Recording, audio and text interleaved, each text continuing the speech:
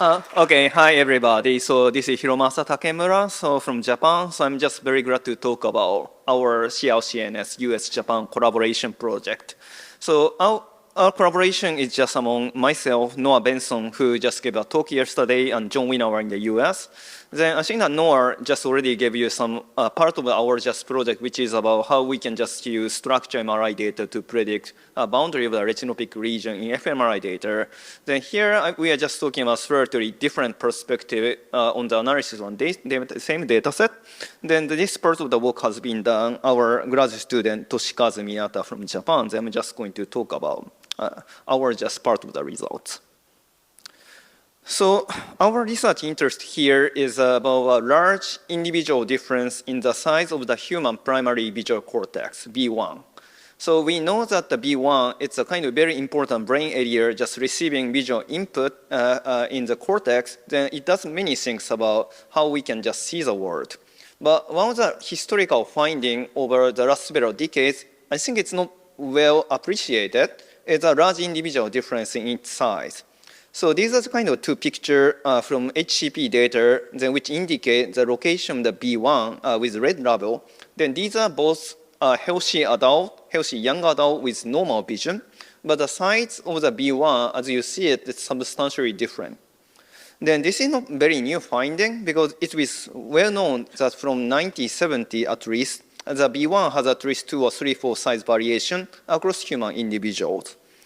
Then I think other finding in the past work is such difference is very large. It's not very much well explained by individual difference in the overall brain size, because if we are looking at a paper to see overall brain size across adults in human, maybe differences on the order of the 18%. But this is where talking about difference in the 200 or 300%. So I think this type of difference couldn't be fully account for just overall scale of the brain size difference. Then we are just looking at the literature, and this is a table shown in the Stenser's paper in the 1974. So he just made a survey on the all past study of the postmortem human brain. Then this is starting from Broadman's very old paper. But you can see it, so we can just always see some variation of the size of the B1 from low to high, even among the healthy people. Then I think Stentas made a lot of investigation of the 52 hemispheres in total. As you can see, at least 2-4 or more variation of the human B1 size.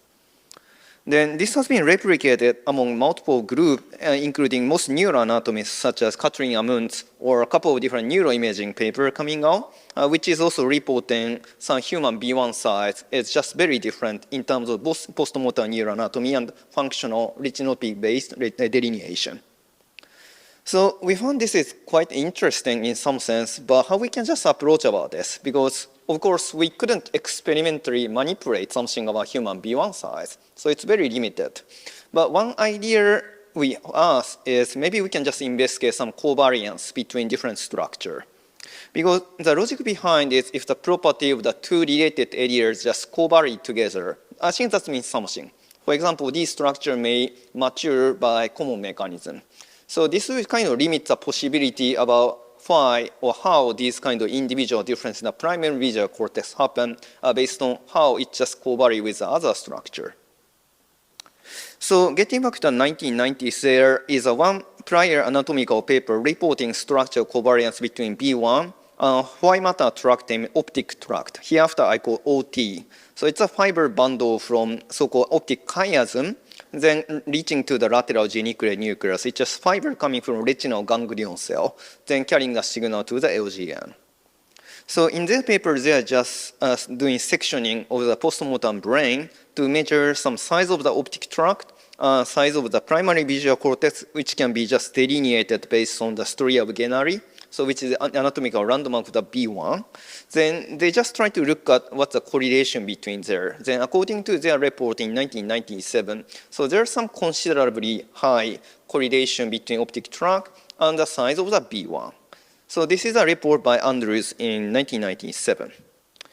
So I think one of the conclusions in their paper is there are at least common factors determining individual differences in B1 and optic tract. So then optic tract is derived from retinal ganglion cell. So this is suggesting that there may be something common between retinal and B1 mechanism. But of course, there are several limitations in this 1997 paper. For example, because it's post-mortem study, you couldn't just measure hundreds of people. It's very difficult practically. And of course, we don't know just based on this paper how much the finding can be generalizable to the living human brain, because post-mortem brain, it can be shrinked. There are just many factors we need to consider. And other things, so it's not really resolved, is how much just observed individual difference in each structure can be related to the heritability. I mean, how much it can be genetic or how much it's not. So to address this question, so we just decided to look at HCP70 Retinotopy dataset. So Noah Benson talked about this yesterday, but we are just looking at this dataset for different purposes. So I think previous talk by Dr. Johansenberg already nicely described our fMRI matching on the somatotopy. Then we can just do it for the visual system to measure some border between visual area based on just changing some location of visual stimulus. Then we can just see polar angle reversal in there to measure B1. Then, of course, previous talk also described diffusion MRI, which is very useful to measure fiber pathway and its property based on what are diffusion data. Then we can just relatively easily get some optic tract here, as shown in the green figure, which is kind of fiber bundle from optic chiasm to lateral geniculate nucleus. So we can just measure B1 using fMRI from every individual. Then using diffusion MRI, we can just measure optic tract from every individual.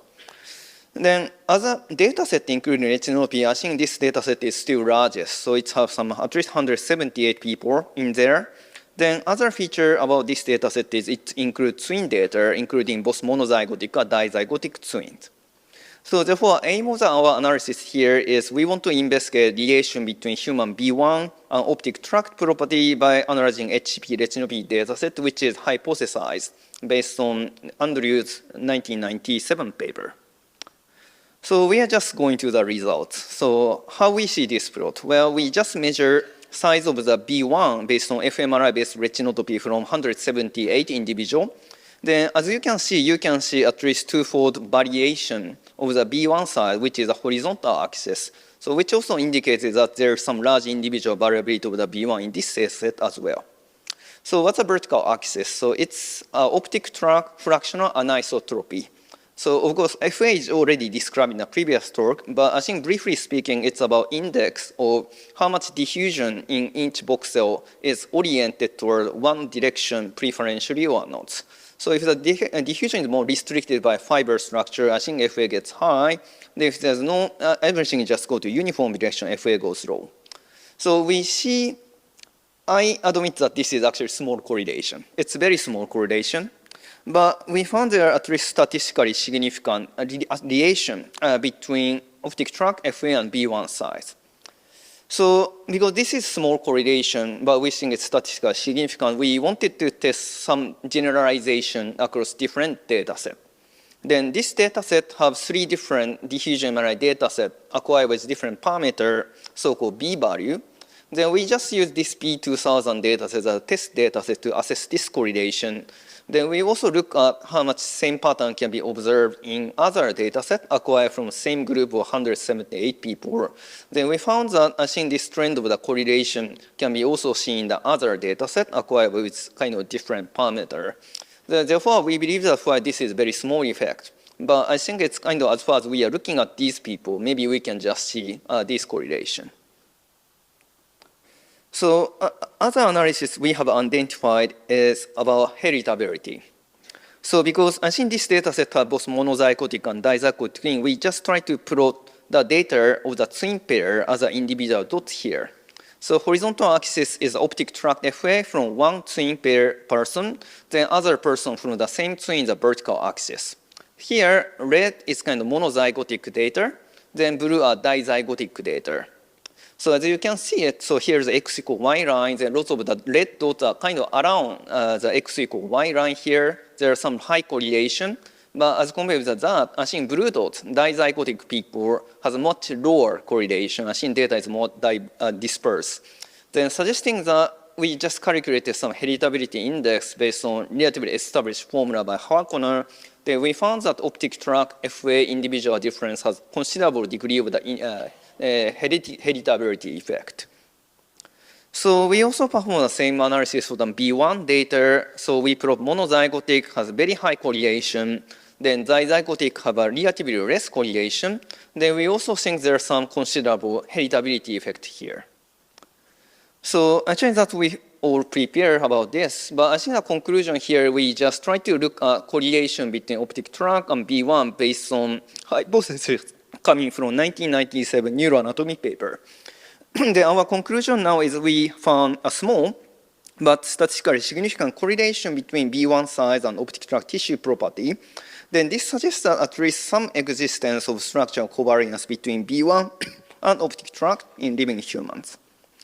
Then for this is very small correlation. I think correlation seems to be generalized across data set acquired with different acquisition parameter. We also found that both B1 and optic tract property have a considerable degree of heritability, then suggesting that one of the plausible sources of the least covariance can be common genetic factor. Maybe each factor just influences each structure, then maybe we can see some relation between them. This is it, and thank you very much.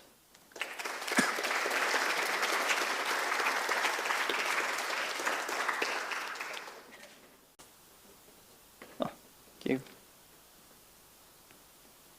Thanks, very nice talk. I think if I got the direction right, what I found was that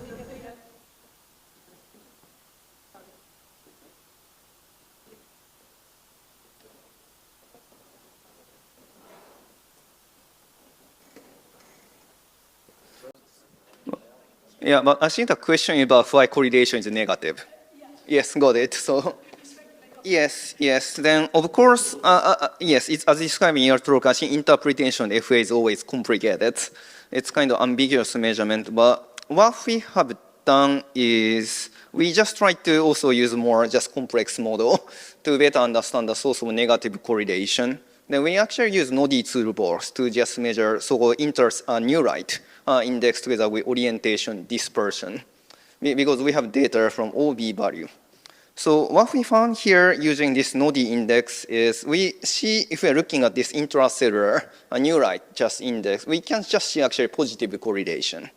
So which is actually more consistent with the idea is more neurite, maybe more axon, bigger B1.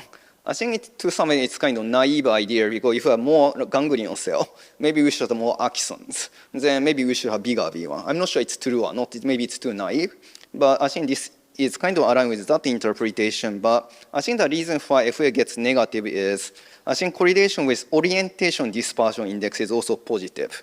So that's actually an observation of that data set. Maybe I think the amount of the neurite is kind of bigger for the people in the bigger B1 person, but I think configuration of the fiber bundle is something different. So that's our speculation.